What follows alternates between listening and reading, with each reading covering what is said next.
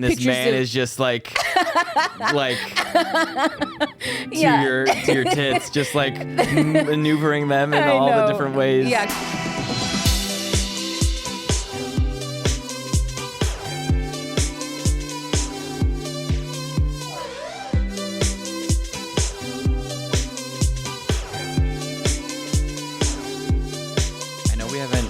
Had a chance to update about it because we were worried about it on that one episode, but this season, the last season of Sex Ed, was actually fucking perfect. We were not worried about it. I was worried about it. I get nervous about things I like. Sometimes TV shows really just be doing the worst. I have seen some people, okay, mostly the subreddit, have a negative reaction to the final season. Okay, what were their... People were really annoyed about Eric's storyline. Okay.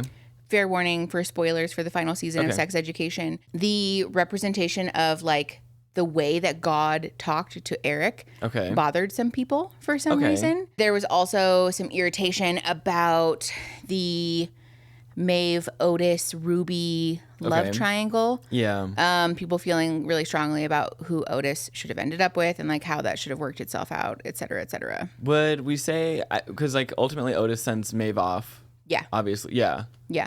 And Otis kind of in the end ends up with no one. Yes. As a result of his own selfishness. Yeah. Which I think is kind of a good thing. I think so too. That's exactly, I wouldn't want it to end any other way because even though he's like the protagonist of the show, he's still kind of like one of the most annoying characters, honestly. Yes. He consistently ghosts people. He doesn't address his issues, but is happy to help his other hands. people. Yeah. Yes. And I think that's not like just the perfect culmination of like helpers not being able to help themselves. Well, and like also too being worthy of the time that it takes to help yourself and like not forcing other people to be responsible for your issues. You know what I'm saying? Like him having some time to really work through his own stuff and really be accountable for the way that his actions impact others seemed like a logical conclusion to me. And I think it's something we talk about too on the channel, especially with Eric's arc, the ability to say no to your community. Yes. And then still want to be religious. Like, he didn't turn his back on his culture. Or still like, but fuck you. He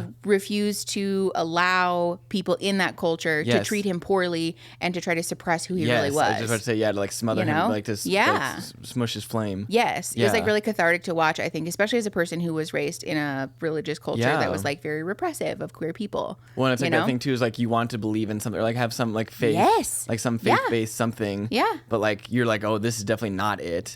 You know, like that should exist in different colors. Yes. Yeah. Well, and I think especially because for a lot of queer people who are religious, the belief is that like I just refuse to believe in a God that is so punitive and like, you know, hateful. Like if the God that you believe in is actually as hateful as you say that he is, then like that's not my God. Oh God, it broke my heart when no one stood up. Except for his mom. I know.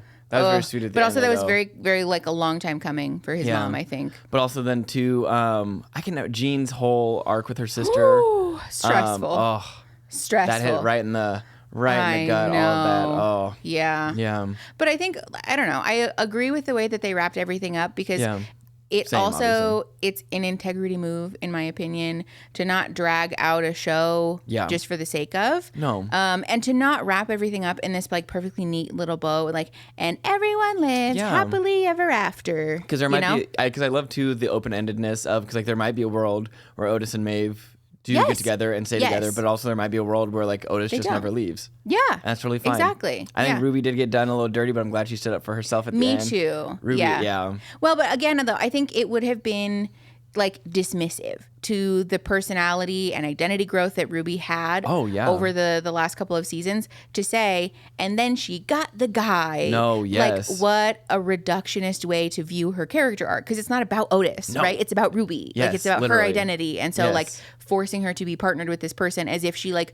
won is such a, like, anti-feminist take, in my opinion. Yeah, and they didn't need to make it a big old scene, like her just simply brushing him off and, like, saying, like, no, I'm going to hang out with my new friends. Yes. Like, people who aren't going to fucking ghost her and, like, use her. Because, again, just using her as, like, a commodity. Yes. To, like, what she can do for him. Exactly. Like, I think the underpinnings of that is so... And not wanting to take accountability for how hurtful that is. Yes. You know, like oh, but I'm a good guy. Yes. Like, no, you're not, because the way that you treat people is not good. Like, you can be a good person, but like, you're not behaving that way right now. Yes. So you need to work on it. Well, and then I also too, I love them addressing O's apology to Ruby on the thing, and Otis like, you basically apologize to everyone, but except for the her. person it actually matters to. Yes. Yeah. Like, I think they also think such a great commentary on like influencer apologies. Yes, and I think too because I started watching Gen V, which is the boys spinoff, but like they kind of address that there too, where like I was telling you about this last night.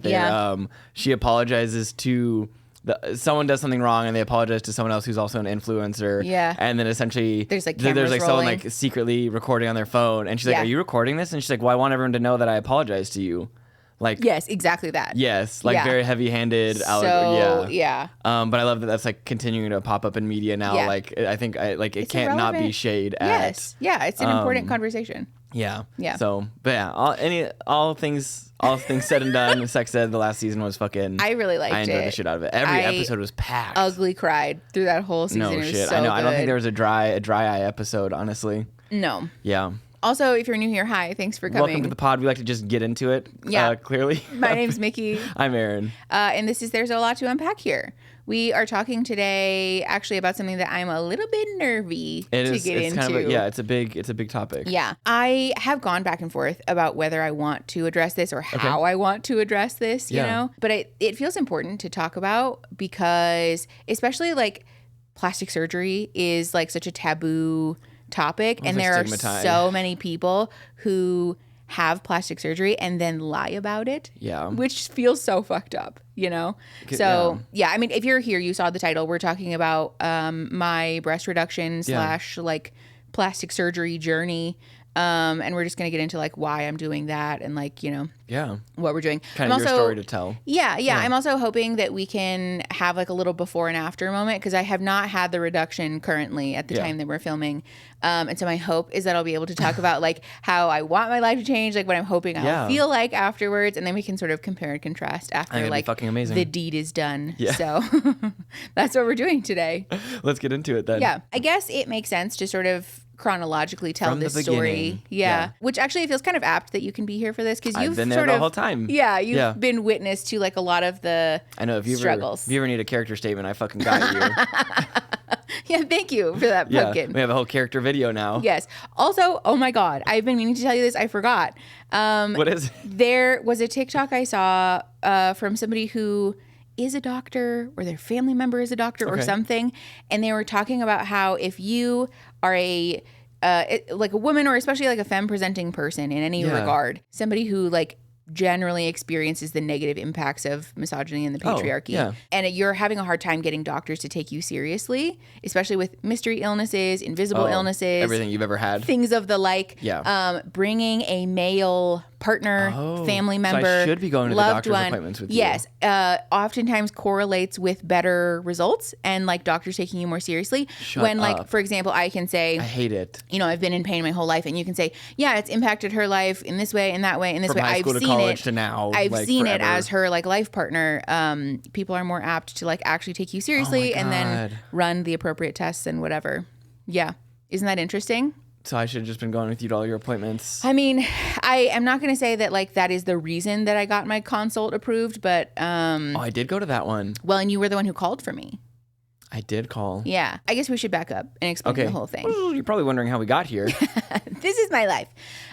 So yeah, I have talked on the channel before about my journey with chronic pain and like, you know, invisible mystery illnesses.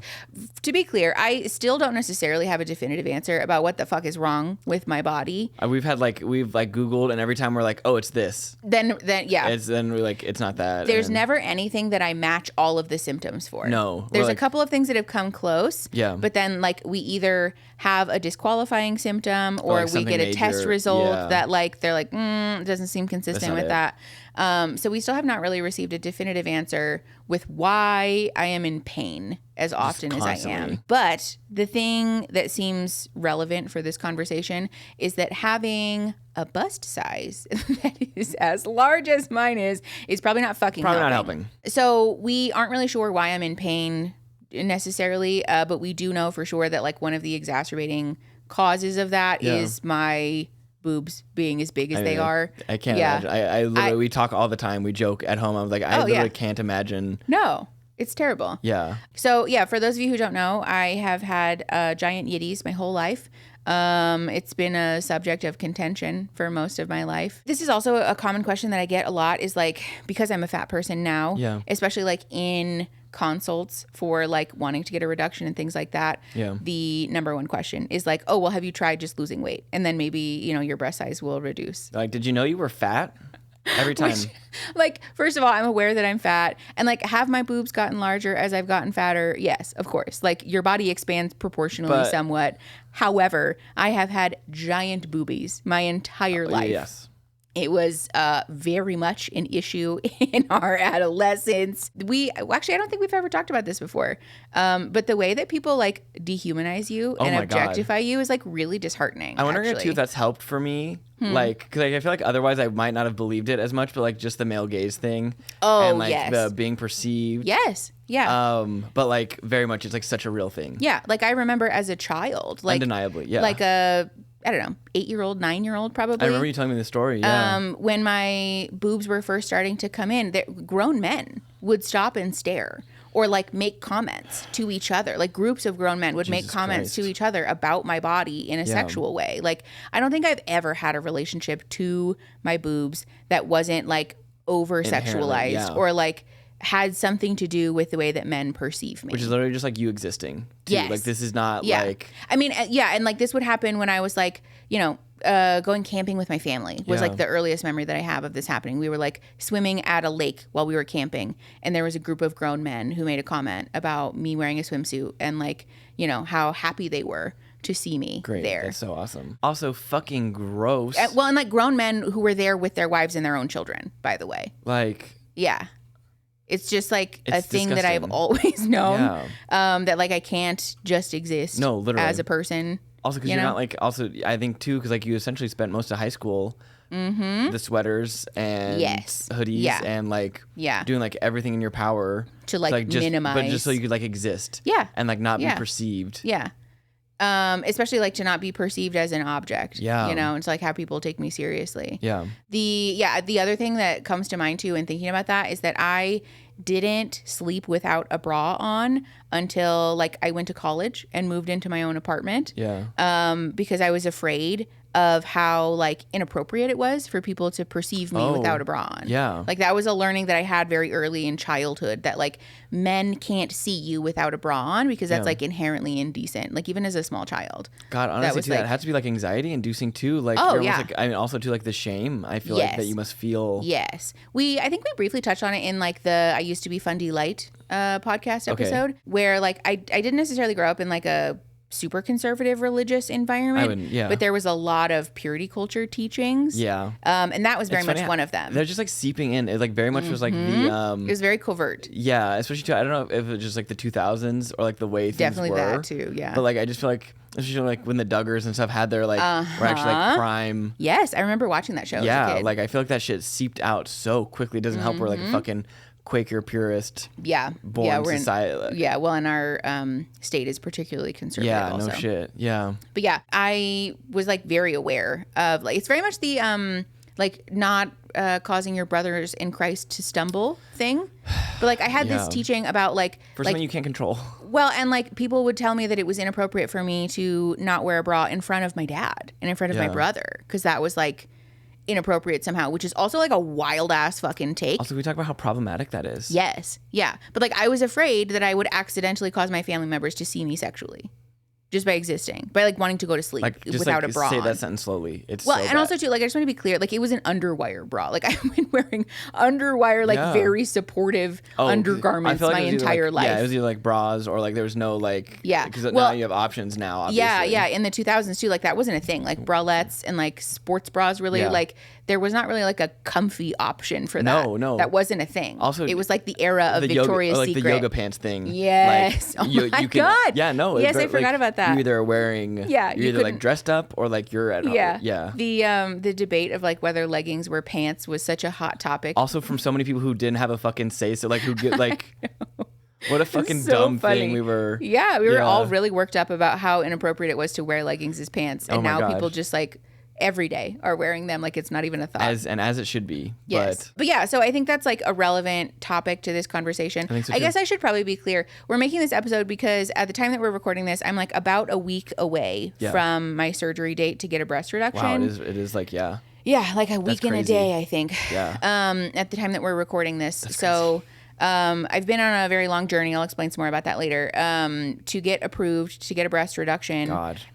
In the hopes that it will improve my chronic pain and also will help with some of the gender dysphoria. Yeah, that too. Yeah. So we're talking about that today because first of all, I think it's going to be, I'm hoping, fairly obvious that my boobs will be smaller than they are now. Not that we really like make a spectacle of my boobs on the channel now necessarily, but I'm hoping that it will be like they'll be noticeably smaller. That's the goal. I mean, I think it's giving like the very much like you just existing in high school and the teachers being like, you need to put something on over that, and you're like, I'm wearing the same thing that she's wearing. She is. Why? Yes, and also I'm wearing a tank top underneath it too. Yeah, and she's not. Because also the other thing to point out too is you didn't go anywhere without that undershirt. No, even at home. Yeah, I had the 2-inch wide tank top straps under every shirt. Forever, always. The like modesty cami thing. Yes. I was very much modeling the like Anna Duggar modesty cami. You're just missing the fucking you're just missing the knee covers. Your the what are those pants? The skirts or whatever. Yeah. The knee length denim skirts. Yeah. But yeah, so I'm hoping that they will be noticeably smaller, which might,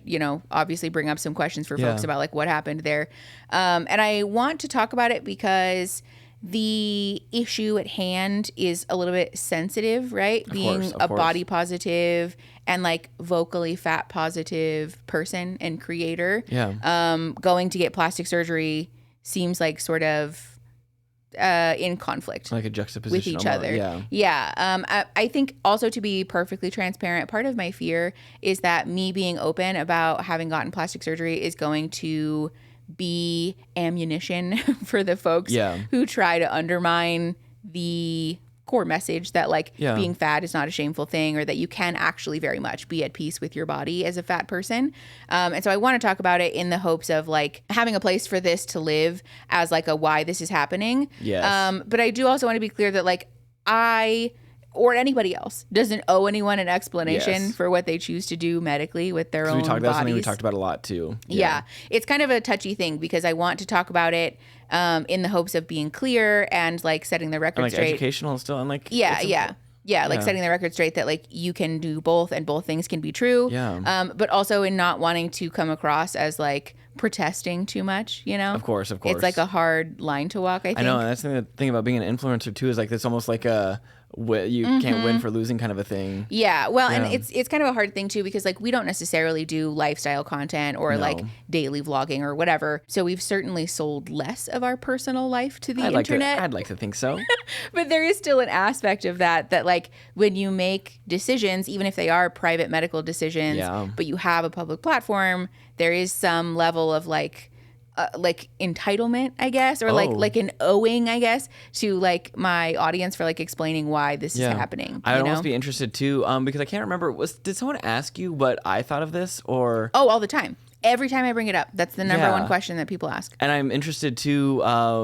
And I like to think we have a pretty loving and supportive community. I mean, I see it all the time, but I'm interested to see people's reactions. Yeah. And like, I feel like if you are having a reaction to this too, to just like to kind of take a moment and ask yourself why. Yeah. Or like just like where the entitlement thing too. Because I think too, and I know like I'm not one, like I'm hardly an influencer or anything like that. Like I just come out, like, I just like being on the show with you because I like doing stuff with you. Mm-hmm. But like people's entitlement to your decisions and your like the explanation and stuff, because we did go back and forth whether you needed whether we needed to address it at all. Yeah, but I think also too like especially with like the polyamory stuff and like that thing too, like it just feels it's shitty to not be able to be your full self. Yeah, and to speak openly about it. And I think this is like, I'm glad we're taking this moment to do that. This is definitely an extension of that for me also. I want to be clear. We're not doing this only because I feel like the internet's going to get mad at me if we don't. No. I think you're right that it is like freeing to be able to speak openly about like, this is a big part of my life right now. And we feel safe with you guys. So, I mean, that's like our hope and goal actually. Is like, this is like another extension of this trust that we have. Our community is really cool. Oh, so the best. I say that. I literally probably say that like twice a day, I feel like.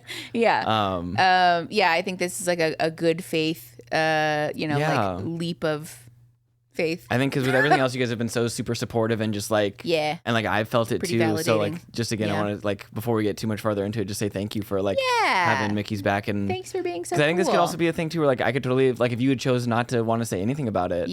I think people would be cool about it too. So I think that's really nice to have like that. But yeah, I mean, I think we all know that I like making a soapbox out of pretty much anything. And so let's do it. This does feel like an important conversation. But yeah, I guess we've told like some of the early parts of the story anyways, that like my boobs have been sort of a source of contention for most of my life. And so in the timeline, I guess, of like developing and living with chronic pain, there's always kind of been a question of like whether this affects that. Because for those of you who don't know, people with like excessively large breasts, there's like medical terms for it, but like a particularly large bust line, it's common for those people to experience back pain, shoulder pain, neck pain. How can you not? Yeah, I mean, it's like when you think about it logically, of course, but I think a lot of people also are just like, you know, because there's a social capital aspect. We talk, and I think that's something important to talk about too. Yeah, people assume that like, oh, of course it's just a good thing. But it's worth it. It's so worth it. Aren't you so thankful? Or like people just don't even think about that like there's a negative aspect to that. Yeah, like you're so lucky that you have big boobs. Yes, like, of course. Well, and aren't you so grateful that you can get the attention of men easily? Yeah. Which like, first of all, no, I am not. I can assure you. The conversation we had too of like, are those the people you want to be like? Yes. Yeah, that's very much not the partners that I'm seeking. Yeah. Especially because it's a thing that like, it almost feels unavoidable sometimes. Like the comments, even when you're not asking for like I just want to exist. Yes. Like, I just want to be here. Like it's not like I don't really want to be making a spectacle out of them, especially too when I am not in a like femme headspace. Oh, absolutely. I guess I have talked about this briefly on the channel, but for those of you who don't know, I'm non-binary, specifically gender fluid. So I have like a amorphous relationship to my gender identity. I'd say so. Your closet says so. Yeah. I don't like particularly have a strong attachment to my gender generally. Yeah. You know, I like more so just perceive myself as like a being than I do as like a man or a woman, I think. I think it's so fucking cool. Thank you. It is cool. I think so too. Like transcend gender. Yeah. But like in terms of presentation, like the way that I express my gender, there's like a variable range between masc and femme. But the problem that I've experienced, especially since coming out and like really validating that for myself. Oh, and like putting the effort into go on. Is that presenting in a masc way is very difficult. It's damn near impossible for you. I would almost so say. hard. The way that I describe it to people a lot is that it feels like my body betrays me sometimes. You know? Yeah. Ugh, I don't want to get emotional on this podcast. I mean, I feel like this episode would have been hard not to. Yeah, that's fair. I didn't expect that actually, because I talk about it all the time. Yeah, but I think it's still, it's hard. I'm so good. I don't have emotions. You're doing so great. Thank you. You're doing awesome. You're doing amazing, sweetie. No, but I think this is important to talk about this too, and to kind of like, and that's the other selfish part of this that we wanted to do this for too, is just kind of like memorialize for this posterity. Before and after. Mostly me. Because I think too, you should talk about that, like, and I've seen it too, like what that looks like when you're trying to get dressed, or like how many times. The meltdowns, I know. Yeah, how many times have we been like... We've been late for stuff. Hey, Pumpkin, our Uber's like 2 minutes away, like... And I'm like, still, I don't know. Yeah. Yeah. Also, to be clear, not because I'm ordering the Uber to like get you the fuck out of there, but because you're you're good, order it. It'll force me to pick, and then and then it like... Yeah. There's 65 pieces of clothes on the floor, and we're... Yes. Oh, yeah, and we're like having a full meltdown. Yeah. I think the like aspect of feeling like your body betrays you is really difficult. Yeah. Hold on, I like actually need a minute. Oh, yeah. Are you insinuating that I'm going to cry more than once? It's a possibility. I will not. But if you do cry, that's totally fine. To be clear, I didn't get you tissues too because you're not supposed to cry. You're not allowed to cry. I know that. Thank you. Oh, that's a good one. Tissue box or no tissue box when a client's crying? I situate the tissue box in my office when I was practicing in person anyways. I situated it in such a way that it was easily accessible from where my clients most often sat. Okay. But so that it was out of my reach. Because I like that. I was trained in such a way that like offering tissues when someone is crying, first of all, is distracting. Fair. You're offering a stimulus that can potentially remove that person from whatever emotions is bringing up the crying. I didn't even think about that. Yeah, that makes sense. But also it can communicate subconsciously that like you're not supposed to be crying, clean it up, which personally I disagree with. I think it's cathartic to just let people. I think that's really nice. I like that. I haven't heard that one. I very much channel that energy for other people and just not myself. Yeah. So. Yeah. But yeah, I think the aspect of like having your body betray you aesthetically is really difficult. And it's a thing that I've struggled with for a while. I mean, like basically since I came out as non-binary, or like came out to myself, I guess. Yeah. As like allowed yourself. Yeah. Like allowed yeah. yourself. Yeah. And the thing that I talked to my plastic surgeon about at our consults was that I ideally would like to have a reduction in size to the point that if I wanted to wear a binder or I wanted to wear clothes that present as more mask, it is possible for me to not have this immediate perception from the outside, or like even for myself, just looking in the mirror as like, that is a feminine body. Yeah. You know, being able to achieve some level of like androgyny essentially would feel like that for me is like the hell yeah, like gender euphoria thing. Yeah. You know? Yeah. So that's part of it for sure, because there is very much like an aspect of like melting down that happens. Well, and I was talking to my best friend about this actually, because she was like, do you think you'll change like your wardrobe or like how you look after you get a reduction? And I was like, oh yeah, like for sure. And she was like, wait, really? And I was like, yes. And she was like, but you like present as so femme now. And I was like, yeah, but that's because I don't have a choice. Yeah. You know, like I don't really have the option to be presenting or like, honestly. Well, and the thing too, that's like, I think I explained this to my plastic surgeon at the consult too, that right now, even if I do wear mask clothes or like style myself in a way that would read as very mask on a person without my body type, it's still like, my body is still perceived as feminine. And so that actually creates like a dysphoria. Yeah. Wearing mask clothes right now, it makes me feel very dysphoric because I'm like, ooh, like this doesn't feel right. But not because the like clothes or the presentation is wrong, because it feels like I'm like wearing a costume almost. Yeah. Does that make sense? No, yeah. Like Halloween, like dressing, like this is not. Yes.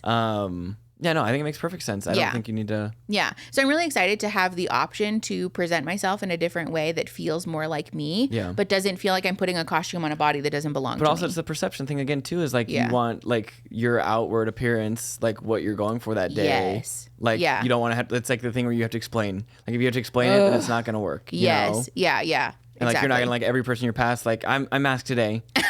Like you would never. That'd be exhausting. Also, fuck them. They don't deserve that. No, yeah, exactly. But also like if that's how you want to present that day, then like you should be allowed to like fulfill that. You know. Mm-hmm. Yeah, I think the thing is almost like if you, it's not so much like wanting to present a certain way, so much as it is just like being able to match the like internal presentation with my external presentation. Okay, I think that's. Does that make sense? Yeah, I was kind of trying to get. Okay. Yeah. You doing okay? No, why am I so emotional? Ew. It's okay, you're doing good. No, it's not. Okay. Emotions are fine for everybody. Do you want to talk about stuff that'll make you angry? Do you need me to tighten them for you? Are you okay? No. Okay. I'm a grown man. You're a grown man? I don't need your help. I got emotional and lost my train of thought. Welcome back. Thanks. Yeah, I think there are a couple of reasons like why we're doing this. I guess the gender dysphoria one obviously is like at the forefront, and like not wanting to be fucking objectified certainly won't hurt. That sounds kind of nice. Yeah. But the other thing that has been like a continual issue in my life is the repetitive injuries that I have because of my yitties. You can't tell me it's not related. Like it no has one can to tell be, me. I refuse to believe. Yes. Because also it always is. Yeah, it's neck like neck back. and shoulders. Yeah. Yeah. Like it has to be that. It has to be. So yeah, I don't super talk about this on the channel necessarily, especially with like eating disorder recovery stuff. It's sort of a contentious issue. Okay. But I do really like running and like other high impact exercise. Well, I think that's important to talk about too. Is I feel like your body as it matured, because you used to tell me you and your dad.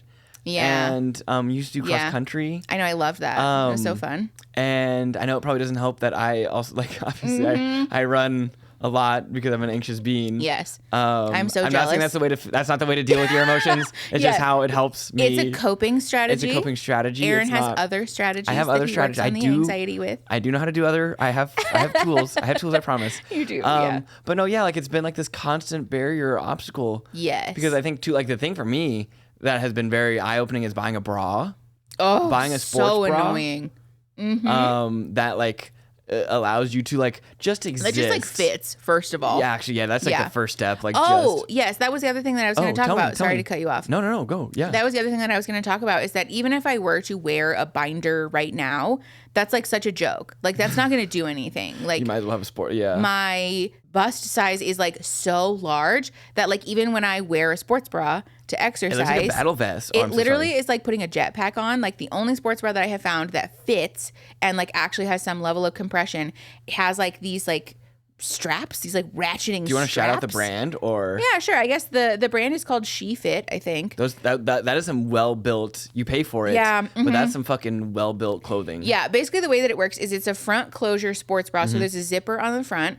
There's like hooks and eyes on the front. So you like hook that and then you zip it closed. Isn't it? Well, and then the waist measurement or like the underbust thing is Velcro. So that like Velcros and then you like make that as tight as you can get it on your rib cage essentially. And then the straps are also Velcro. So they're on these little like adjusty things, almost like overalls, honestly. Oh yeah, honestly, yeah. But they have Velcro at the ends, and so you like pull them tight and then like strap them down to this like Velcro that sits like right here. Yeah. But even in that, like in a sports bra that's the largest size that they sell, by the way, which I've had to modify to like fit my rib cage because oftentimes when you have really big boobs, they sell bras that are big enough for them, but under the assumption that your rib cage expands proportionately with your bust size, which mine does not. Yeah. Some people do very much have that issue, but like I don't. So I end up having to buy things that are too big for my rib cage to cover the breast tissue that I have and then modify the rib cage measurement to make it smaller.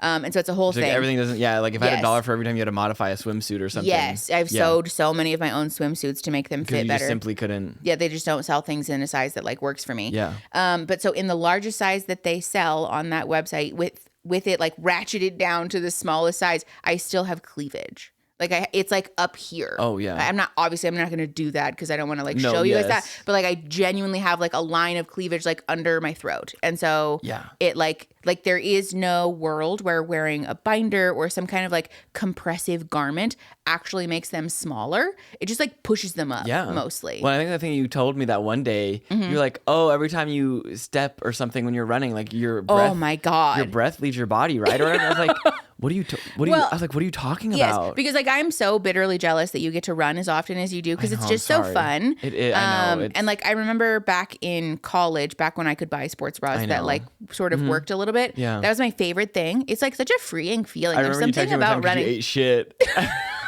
Why would you put my business in the street? I can't remember what you tripped over. It happens to all of us. It was the sidewalk was uneven and I wasn't paying attention. So I tripped. Oh, it was mortifying. It was like a full body like I smacked the fucking pavement with my face. It was almost like I just crumpled. Like my knees scraped the concrete, my elbow scraped the concrete, the heels of my hands, and then my chin slapped the sidewalk. It was pretty rough. God, yeah. But I did still love running. I really loved it, just because it just feels freeing somehow. I know a lot of people really hate running, and like that's super valid. It is kind of like an annoying hobby if you're not into it. No, but it like, totally is. I know. Like, I don't ever talk about it outside. Like, oh God, I know I'm a weirdo. Like, well, it's like fine. if you don't enjoy the sensation of it, then it's like the worst form of exercise. My God, there's lots of wonderful forms of cardio that don't include running, obviously. Yeah. But for me, it just feels very freeing, and so I like going running. It's something that I enjoy doing. But there was one day that I went running, strapped up in my little sports bra and the whole thing, and I had headphones and I was just listening to music while I ran. And normally I have my Spotify situated so that the songs just roll into each other. You can adjust it so that there's no gap in between. But for some reason my settings are fucked up. So there was that like split second of silence in between like one song to the other, and my foot hit the ground, like I was running obviously. And I obviously, like, you feel the weight of your boobs, like, hit, with your, like, on your abdomen. Would not have been obvious to me, but yeah, no. Well, yeah, I mean, like, obviously, like, loose tissue, like... moves. Yeah, with gravity. And so that's just, like, a sensation that I'm used to. But I heard, because the music stopped, all the breath leave my chest. It was this awful, like...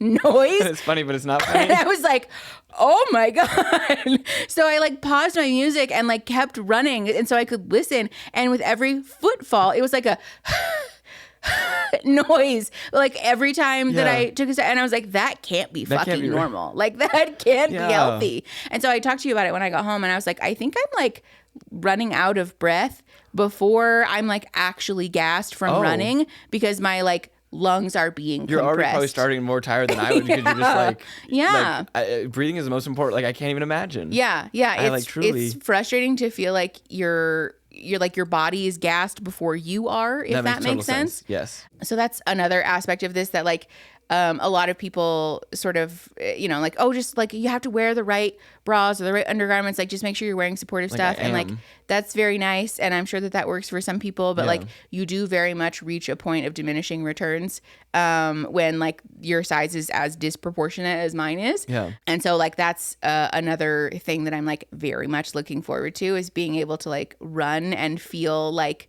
free, know? Yeah, not like gas before you get even also, I feel like there has to be, because at least for me right now, I'm like, I just throw my clothes on and I just go. So hopefully if it's not this big production, then hopefully I feel like that would probably apply to everything with getting dressed and like, yeah. Because the binder you were talking about earlier too. Yes. Yeah. I think being able to present in a more mask way is obviously like very much a gender euphoria moment.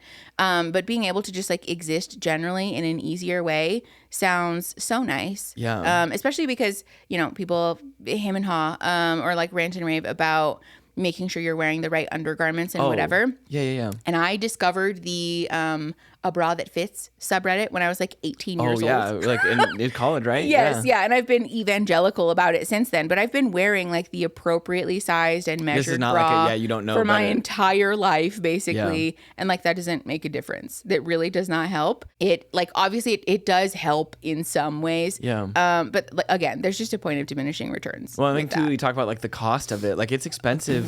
That shit makes me so mad. Yeah, but like I mean this in no rudeness at all, but like it's expensive to be fat. Yes. Like I don't know why people, when people like doctors and shit like rub it, like it's not like we know. Like I know, like we're you're just well aware. Salt in the wound. Like thank you. Yes. Yeah. Actually, that's a nice segue. We should talk more about the actual journey to getting approved for a reduction.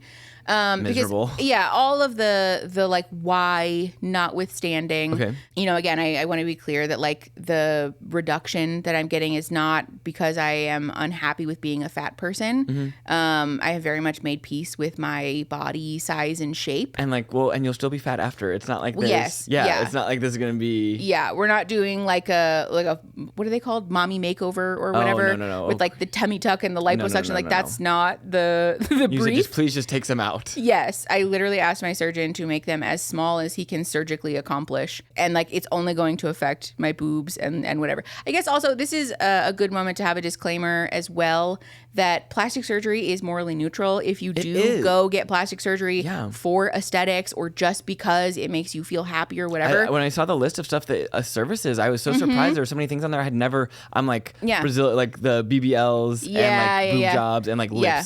I was like, that's and like cheekbones and nose, but chins. But I didn't realize there were so many. Yeah, there's like things. A bajillion procedures. I had no idea. Fillers and lifts you can and get lipo stuff wherever and like, you want. Oh yeah, all kinds of things. And so having plastic surgery done, even if it is only for aesthetic purposes, is morally neutral, right? Like personally, I'm of the mind that people in the public eye should disclose that and be upfront about it for the purpose of not creating body dysmorphia and like looking at a certain family who's very rich and powerful. Yes, not creating like body image issues for people. But I do want to be clear, there's nothing wrong with that. And at the same time, I want to be clear and transparent that I'm not doing this out of a dissatisfaction or a shame with my fatness. I'm doing it out for the gender dysphoria aspect of things and because my body is just like incompatible with life. Mostly my boobs are incompatible with my life. Yeah, if we had $1 for every time we had a conversation about something of your body getting in your way or stuff. Yeah, exactly. Mostly my boobs, And so, I think that's just like an important disclaimer because one of the fears, to be perfectly transparent, is that people will use this as ammunition to say like, see, like she says that she's a fat positive person or like she made peace with her body and look at her getting plastic surgery and like that's not what this is. Yeah. Literally still fat. I'm not getting plastic surgery to not be a fat person. Yeah. I'm getting plastic surgery to hopefully experience some gender euphoria and stop accidentally injuring myself in the pursuit of exercise. And that means we could ride on roller coasters then too, right? Oh yeah. Yes. I am so excited. Yes. I will never. This might only be for roller coasters. I will never forget the shame of having a 16-year-old. Was it at Six Flags? Yep. Try to jam a roller coaster harness over top of me. Yeah. And me having to like take each of my boobs and shove them in between the roller coaster harness so that it would close. Which also, too, to be super clear, this happens to just like fat people generally. Like for me, it was because my boobs didn't fit But like this does happen to fat people where like roller coasters and theme parks are just not built for us. Yeah. And it is the most othering and shaming experience. It's literally heartbreaking. It has to feel like living on another planet, I feel like. Oh, it's awful. And there's just like a special type of shame to having like a 16-year-old child jamming this thing on you as a grown adult that like, and then everybody in line is just like watching this happen, like watching one of the most embarrassing things happen to you of all time. Yeah. So yeah, that's another thing I'm really excited for actually. Is too. like I'm being really able sorry. to just like do whatever I want, kind of. So like when would you say this started, or like how did we get, like where did our journey start with like finally getting to the procedure? I think it's probably important, like the physical therapy, I guess. Yeah. How we tried to So yeah, getting a reduction is something that I have had thoughts about for like most of my life, and I have gone through different feelings towards it. And the kids were a big thing of that, a part of that too. Yes. Yeah. Yeah. Even in like my teen and like college years, I had thoughts about like, would I ever get a reduction? Because that's the other thing that everybody asks you. Do you think you'd ever get a reduction? Do they ask you that? Oh, all the time I got that question. But then you also get shamed. Correct. Like, what is the answer? There's no one. You can't make anyone. Exactly. No one is happy Being ever. Being a femme person is inherently a losing battle. Is what I'm learning. Born ready to like have to argue your way out of everything. Yes. And at the time, I remember thinking like, absolutely not. I would never get a reduction because I was in such a bad place with my body image that I... How could you not be with society and your... Yes. For like most of my life, I felt like my boobs were a bargaining chip to apologize for my body. Yeah. I felt like if I have big boobs, but I'm fat, then at least I have big boobs, right? Like, at least I have this thing. Yes. At least I am still somewhat possibly attractive the social capital. To men. And so, you know, I would never get a reduction because that would mean that I'm like getting rid of the only thing about me that's attractive, which is such a sad fucking thing to say out loud. Also, too, like the added thing that like I'm doing this thing or I have this thing that actively inhibits me and hurts me. Yes. But like causes me it's pain. Okay because I'm getting the validation of men. Yes. It's a tool for male validation. And so therefore I could never get rid of it. Yeah. God, that fucking sucks. That's really disheartening to say that out loud, which is also, I think, like an important thing to talk about, that like I am finally in a place where I feel, I mean, like, I won't lie, there's a little bit of nerves for me about like how my eating disorder brain is going to react to that.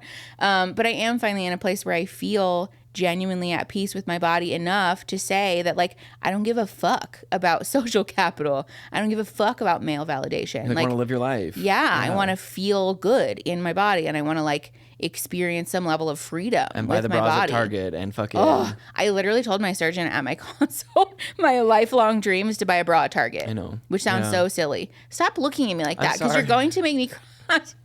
Stop it. That's my superpower. If I. It really is. I'm sorry. This will be titled now. Aaron makes Mickey cry 5 times. Mickey cries. Yeah. Here, I'll go ahead. Are you just gonna hide for the rest of the episode? So go ahead. I'll be right here though. I'm right here in spirit. No, that feels so sad. No, go for it. But yeah, so you know, my thoughts and feelings about like reductions as a procedure have varied throughout my life. Yeah. But around the time that we decided that we didn't want to have kids, because for those we just decided everything all at once. Well, for those of you who don't know, there are many different types of surgical procedures that you can get to get a breast reduction, and they all have varying impact on your anatomy, like your physiology, right? The type of surgery that I'm, you know, going to have in order to achieve somewhat of a semblance of the size that I'm looking for will mean then that I'm not able to breastfeed. I've learned so many things about nipples. Yeah. Also, I have like the amount of times that the word nipple is in my email chain for the last like 6 months is just alarming. I feel like we've talked about your nipples such an unhealthy amount. It's for a good thing, the amount of times that we've used phrases like nipple death and like zombie nipples is just not a thing that I ever want to experience again. Zombie nipples, because that's the title. I hope so too. But yeah, so there are many different types of procedures, but the one that I'm going to undergo will make it impossible for me to breastfeed later in life. And so when we decided that we weren't going to have kids, like that was a caution, of course, that my primary care physician at the time gave me, that like, if you want to get a reduction, that's perfectly fine. We can talk about, you know, finding a consult. The issue at hand though is that you might want to make sure that you are situated as far as family planning is concerned. Because first of all, revisions are very common after childbirth and especially after breastfeeding. If you do get a type of reduction that you're able to breastfeed with, that you may have changes to your size and shape and like tissue type that would mean that you need a revision. And the more times that you go in for a revision, the more times that you're essentially rolling the dice with things like loss of sensation, nipple death, fat necrosis, like hemorrhaging, just like all kinds of medical complications that like actually are quite dangerous. And so really it's like the ideal situation is to do a one and done. Also too, I wouldn't want to have to do the recovery more than you don't want to like pay for it and recover. So that was like a caution that we got. So when we decided that like kids are not in our future, I remember having a conversation with you like, why would I not want to do this now then? Like, why would I not want to get this done as early as possible? And we talked, I was like, what are we waiting for now? Yes. If this can give you some semblance of peace and like comfortability. If only we knew, though, how difficult this was all going to be. That's the segue of the century. Those. Start us from the top. Those early conversations about like me deciding I just wanted to do it were so filled with like naivete and blind optimism. You just go get it. Mm-hmm.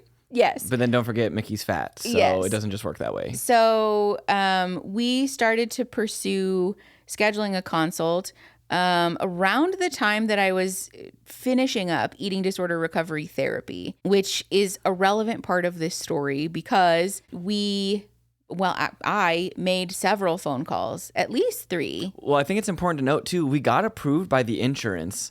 Yes. Which if you're not familiar with the way things, insurance will basically do everything in their ability to not pay for any procedure ever, essentially, unless it is medically necessary.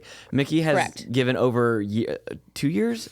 I've been in physical therapy for at least 1 year consecutively, but I've been going to physical therapy regularly for like 2 to 3 years. Yeah, so we had like, for just imagine 3 years of evidence supporting this. Yeah, well, and I have all of the other things. Like when insurance companies look at whether you qualify for a medically necessary breast reduction, they look at like, do you have divots in your shoulders from where your bras sit? Do you have discoloration or like recurrent infections or like damage essentially to the skin around your abdomen from your bras, from like the excessive sweating that happens when you have a bust size this large? Do you have repetitive injuries? Have you been to physical therapy to try to resolve those injuries with the least invasive means? There's lots of different things that they look for, and we checked every single box on that list. So my PCP was like, this is not a problem. Like, happy to do that. The problem is that finding a surgeon who will operate on someone with a BMI over 40 is impossible for elective procedures. This is the other thing that's important to note here is that I have undergone a gallbladder removal. No problem. Same body size that I was now. Tonsils? Yeah, I had my tonsils removed, which granted is like a less invasive procedure. The recovery fucking blows. God damn. But it is like a less invasive procedure for sure. But you are still put under general anesthesia. And we got that approved. No problem. But this procedure for some reason, for whatever reason, was just like legendarily difficult to get an approval for from a surgeon. I made at least 3, maybe 4 phone calls. I know there was a lot of crying to plastic surgeon's office that were recommended to me by my primary care physician because they were covered by our insurance. It's not a cheap procedure. Correct. And in those phone calls, before we even had a consult, like this wasn't at the initial consult. This is like talking to the receptionist. Literally just talking to the receptionist. They ask, what's your approximate height and weight, which I gave that to them. They calculate your BMI on the phone and read it to you out loud, which also like, can we please stop doing that? Can we please just gain some amount of awareness or sensitivity for people in eating disorder recovery? But that's a conversation for a different day. I'm going to fix that in a podcast. And my BMI is literally 0.1 above the limit. My BMI is 40.1. Like it's actually a joke. And every single one of these plastic surgeon's office receptionists said to me, no, we aren't even going to schedule you a consult because you won't get approved, or like we can't approve you for this operation because your BMI is too high. It's a risk factor every for single this one surgery. Like you'd think we were talking to the same person at every the fucking Matrix has like one protocol for procedures for people with BMIs over 40 apparently. And so I initially was like angry, and so I asked a couple of times like, why Like, what's the medical reasoning? And I got answers that ranged from like, that's just our office policy to it complicates your wound healing. Anesthesiologist. Yeah, the anesthesia, there will be complications with waking you up from general anesthesia, which I was like, that's not a problem. I've been under general twice and I've had no issues. Oh, well, that doesn't matter. Oh, okay, cool. No, so definitely cool. For sure. Yeah, I've gotten answers that you are literally just too fat to fit on the beds at the surgical center, which is interesting because it's the same surgical center that I had my gallbladder. We would know. We were quite familiar. It's the same facility. And so, yeah. They're not making skinny people beds. No, we've received a lot of answers that like are either outright lies or just like willful ignorance about the medical necessity at hand. And so that turned into like a spiral. I remember telling you and my eating disorder therapist at the time, like, I can't do this. I'm so proud of you, by the way, too, for Thank you. Because like to just get punched in the gut that many fucking times. It was a sensitive time, but like, too. Also, they're just so rude. They're really rude about it. And I know this is like no reflection. I mean, I'm sure the doctors would be too, clearly. Yeah. But like just like so insensitive. Yeah. Being like, oh, like come back when you lost some weight, and you're like, yeah, I have an eating disorder, and they're like, oh. Like, it's like the Elmo fucking thing, like, oh, sorry. Yeah. The Rocco thing. There was one receptionist, this is like such a sincere and genuine fuck you to that receptionist in particular, that told me, you know, well, just go lose 10 or 15 pounds and come back. And I said, I am in eating disorder recovery. That's dangerous for me. I literally cannot do that. Like, I could die if I try anymore to lose weight. And she's like, well, honey, it will be worth it. Hello? Like, fuck you. Hello? Like, literally, what is that? Yeah. Why would you say that to somebody? Also, over the fucking phone? Are you serious? Like, and I started crying on the phone because I just had it with this. I think that's like one of the last ones, wasn't it? Yeah. And she was like, well, okay, thanks for calling. Have a nice day. And just hung up on me. Like, I know they're not supposed, I'm sure they're not getting training for how to deal with anything like serious, but like some compassion, literally empathy. Who is she? Anything. Also, just a relevant detail. Not that it matters because I shouldn't have to earn compassion from medical professionals or anyone who works in a medical office, but I was transparent at the outset that I was seeking a reduction for the purpose of like gender affirming care. Yeah. That tends to be something that the offices are like more receptive to, and like every time. Did not give a fuck. Outright rebuff. Yeah. So that all happened. And I remember telling you and my eating disorder therapist, like, I can't do this. Like, I'm done having these conversations. We took a break for a couple of months. Like, actually, probably almost a year. We were out with one of my friends. And they so happened to offhandedly, because they had just gotten some gender affirming care. Yeah. And just said like, oh, my office is amazing. Yeah. The surgeon that I worked with was wonderful. But like, give him a call. It should be fine. Yeah. And for weeks, I sat on that phone number because they are a straight sized person. And I was like, it's definitely not our usual place we would normally get medical care from either, because it's very nice. Well, yeah. Or not very nice. Not like that. Let me rephrase that. But like, mean? I mean, it's more like it's high class, not like, insurance based, and it's like boutique medical care. Boutique medical care is the word I was looking for. Because normally we go to. The office feels very like LA to me. There's no other way to describe it. Literally no other way. I know is a very like cliche and cringy Arizona person thing to say, but it does feel very like, you know, like it's like a little transplanted in here. Yeah. But I sat on that phone number for weeks too, because I was like, you're a straight size person. Of course you think they treated you nicely. Like, of course they treated you nicely. Why would they have no reason not to, you know? And so I sat on it and sat on it and sat on it. And eventually, I don't remember if I just decided to call. I asked you or like. I think you sort of pushed me. You like pressed the issue a little bit. And I was like, I don't think I'm willing to do that again. I was like, listen, if you want to call, I have go right ahead. My white male confidence on, and I said, fuck it, give me the fucking phone number. I'll fucking do it. Like, and I told you, I was like, they're not gonna say no to me. I remember I wrote you a script too, because I was like, listen, these are the things that you need to say to them. Like, you need to make sure that they know that like my BMI is this, and like, please make sure that like you're giving all of this relevant information. And what did you say that they said? I went in there hot. Like, I went in there with a fucking like ready to combat the rejection. Like, I was like, look, like my partner needs this and this. This is what we're doing this for. This is what's going on. I like read the poor reception. I wasn't rude, obviously, but I read her just like this like, script monologue that I had prepared for you. And they were just like, oh yeah, come on in. we'll get you a consultation. And I was like, I literally remember I was like, that's it. And she was like, yeah. When do you want to schedule an appointment? She was like, we really don't care. And I was like, do I need to say anything else? Or I was like, I have a lot more to say if you want to listen. Well, and then you brought the phone to me. Oh, yeah. And I was like, because you were like, they need some information from you. Yeah. And I was like, wait, what? Yeah. Like, really? Like, are you sure? I remember kind of giving you a face, like, as if to say, like, did you tell them everything? I was only on the phone for a couple minutes. Yeah, it was like 5 minutes. Yeah. And I specifically locked myself in the bathroom with the music up loud so that I couldn't hear what you were saying, because I was just, like, terrified to experience another rejection. Of course. And then you came in there and you were, like, so excited. Ew, I'm going to cry again.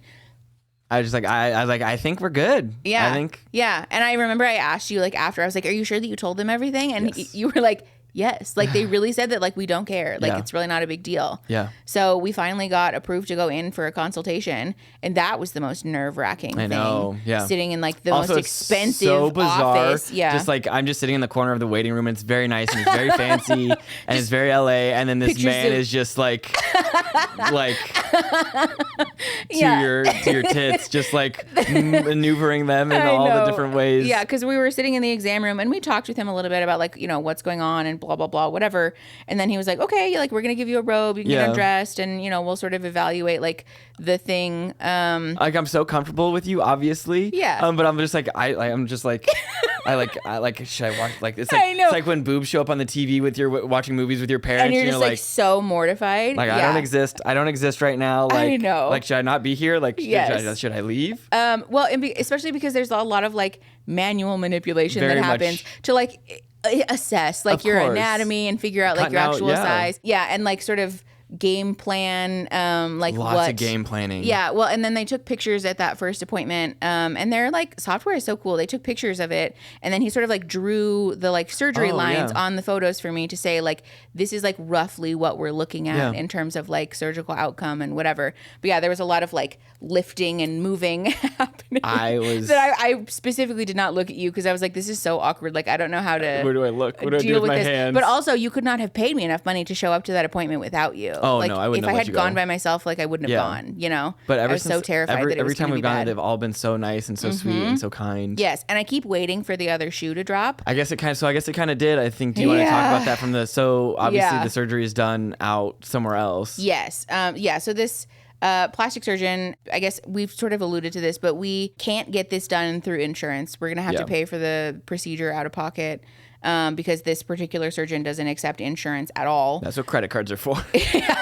Shout out. So we are having to pay for this out of pocket, which is kind of nice in a way because, you know, for anybody who lives in America and is familiar with our medical system, it's common to get, like, a procedure approved by insurance, for example, and then for months you get a surprise bill for this, you get a follow-up thing for this, there's an adjustment fee for this, that, you know, and so it's like this constant stream of paperwork. The water boy who wiped the sweat off the doctor's brow wasn't under insurance, and that'll cost you $1,400 now. Yes. Also, you have 2 days to pay it. Yes. Yeah. Or we're sending it to collections and we're going to fuck your credit score. So the nice thing about it then is that it's just like a flat fee, basically. Yeah. But this surgeon obviously has to practice out of a hospital. Like, it has to be performed in an operating room. Yes.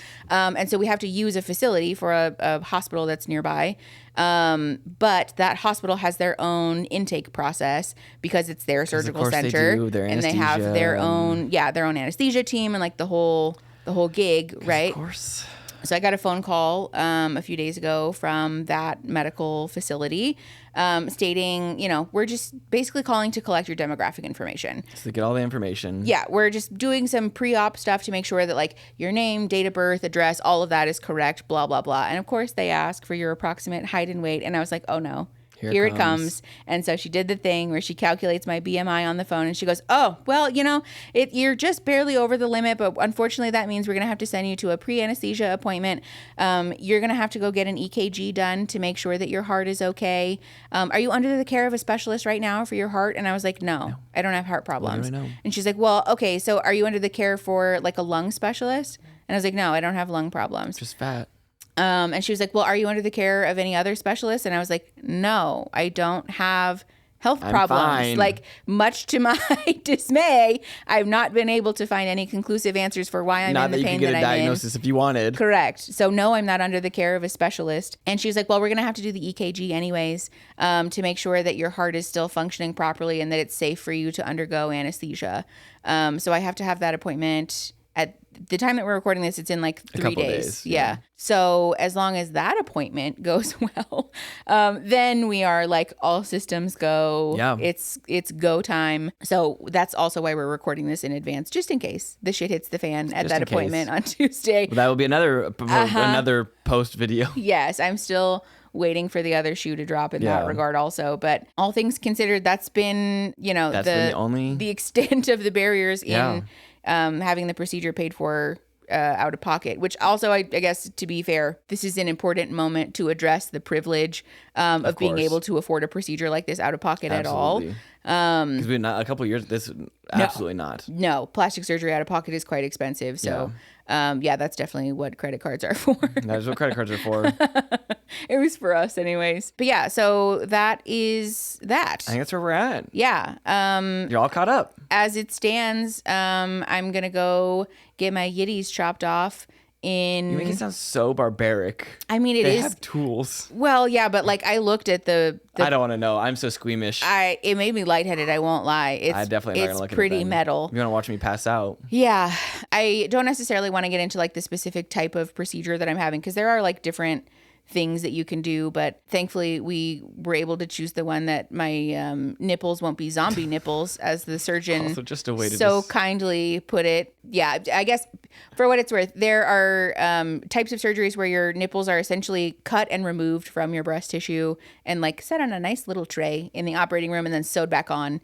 And that's not the procedure type that we're doing, so that it will minimize the chances of nipple death and my nipples falling off.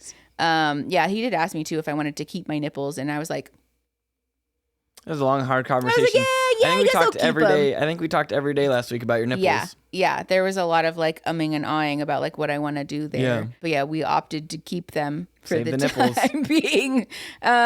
So barring any post-surgery issues.